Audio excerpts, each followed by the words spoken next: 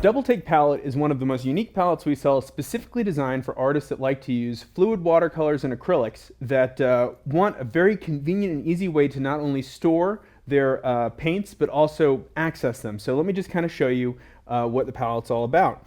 Now the lid has actually 4 built-in wells here so that you have extra color mixing area, but the cups that come inside, there's 10 cups, they're 1 ounce cups. They'll hold a full ounce of color. This is water, so let me grab one with color. And right in here I have fluid acrylics, and you can see that they'll keep them from drying out if you keep them in the cups. And they are also spill proof, which means that if you drop them, the lids stay on, which is really great.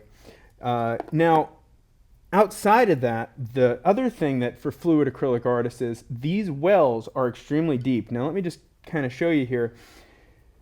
So this is a 1-inch brush, and you can see that it easily accommodates the full brush.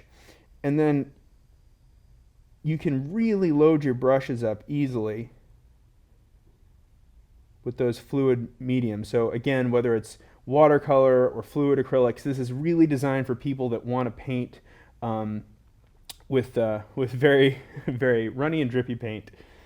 Now, another thing that I kind of think is really cool for this is if you like to do sumi work, a lot of times you want to load these brushes all the way up, and you also kind of want to load them in a way where you sort of layer color. So if you were to have, let's say, 1 cup that was like 100% sumi ink, another one 50%, another 25%, you can just take it right into the cup, and you'd be able to preload, and you can see that when these cups are filled, the whole brush would fit inside, so you could just sort of slowly charge it. I think charging is the right word. And the whole thing just kind of comes together and closes up really nicely. And one last thing I'll show you is also if you like to work with dip pens, really convenient to have those colors out, to switch through them. Very multifaceted palette for anybody working with fluid media. Thanks.